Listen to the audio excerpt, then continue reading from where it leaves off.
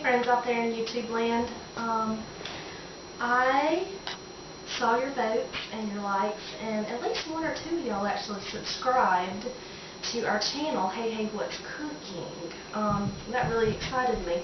Overwhelmingly, your response for our Sweet Week was for us to prepare for you pumpkin cake in a mug. With 6 votes, 2 votes for apple cobbler, 2 votes for banana split, and 0 votes for Roger with marshmallows. So I am really busy tonight. I'm on my way out to a school dinner. You can see my hair still wet. But had just enough time to do this. I've written down my directions that I have here, and I got them from Pinterest. Yes, I did. So I have done mug cakes before, but I have not done this particular one. So you'll get to see how it works.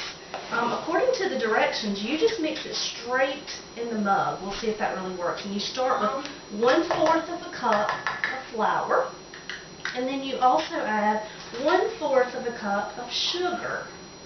Alright, so I've got my flour and my sugar. Now it didn't tell me, but I'm actually going to stir those in the cup. You'll notice that I have a Land of 1,000 Hills coffee cup. We like to drink coffee and do good. I've mixed that up. And then it says a 1/2 teaspoon of pumpkin pie spice. That is not something that I usually buy. I know it's a combination of spices. So what I'm going to do is I have nutmeg here at home, and I have cinnamon. So we're going to do 1/4 teaspoon of nutmeg and 1/4 teaspoon of cinnamon. So there's one. Put the lid back on there. And there's the other. You can tell we're pretty good at improvising at this house. And I'm going to shake this out. Cinnamon. Oh, let's see if we have another bigger cinnamon over here. No, I don't see it. That cinnamon top is causing me a little trouble.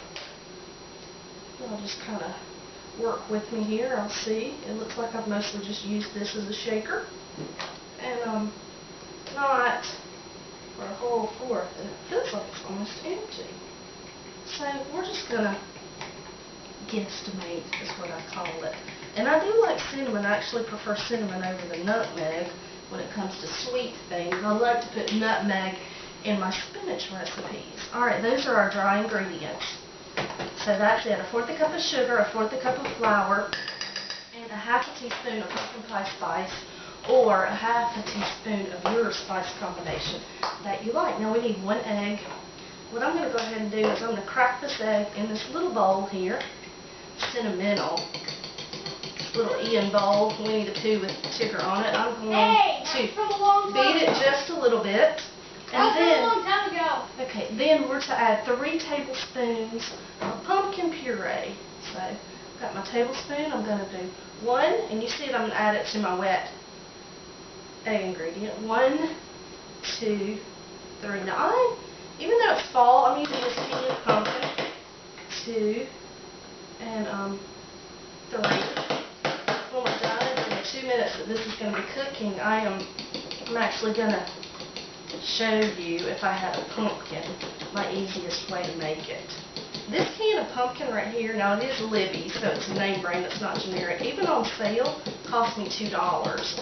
You will be amazed if you buy a pie pumpkin at the store, and you cook it, how much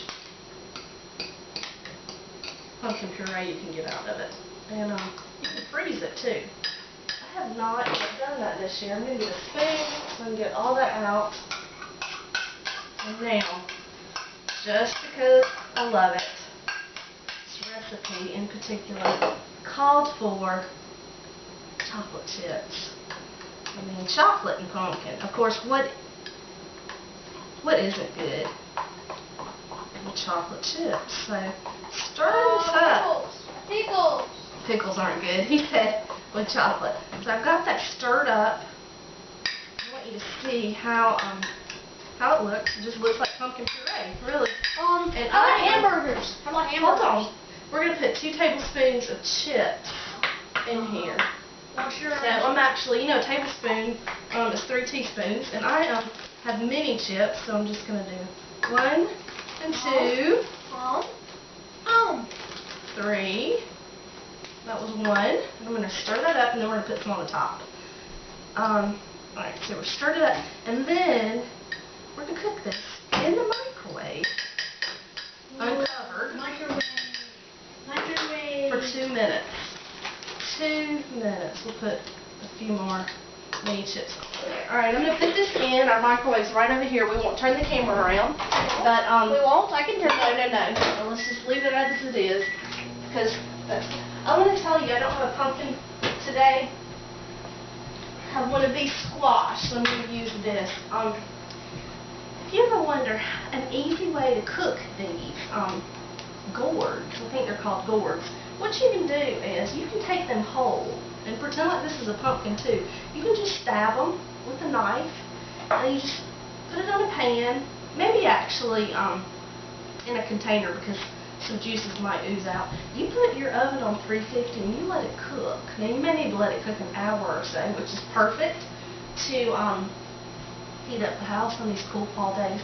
And when you take it out, it'll be soft and you can cut it and it'll be cooked on the inside. I am terrible with a knife, so I'm not very good at slicing these things up to cook them, but just cook your gourds like that whole after piercing. Now we are down to 1 minute and 3 seconds. And then our pumpkin pie in a mug is going to be done. And I'm hoping that it's good. If so, hooray Pinterest. But I have definitely had some Pinterest recipes that haven't worked out so well. What I like to do on the internet to help is on these recipe posts, I prefer the ones that have comments. And so you can look through the comments to see if it's been a pretty successful recipe or if it needs any tweaking. I'm putting up stuff, cleaning my kitchen. I'm going to be out of the house soon, and it's best to clean as you go. Pretty soon you're going to hear that microwave ding. This over here, the sink. Put this butternut squash up. And let's do the countdown. 5, 4, 3, 2, 1. There it is. I like it, folks. I really like it. I don't know if you can see me, but it looks pretty good. Pumpkin cake in a mug. Oh, cameraman, I need you. We actually going to put a few more chocolate chips on top of ours. Most mug cakes tend to be a little spongy. Oh shoot, But that's it has okay. a battery now. Okay, well, I'm done. Signing off.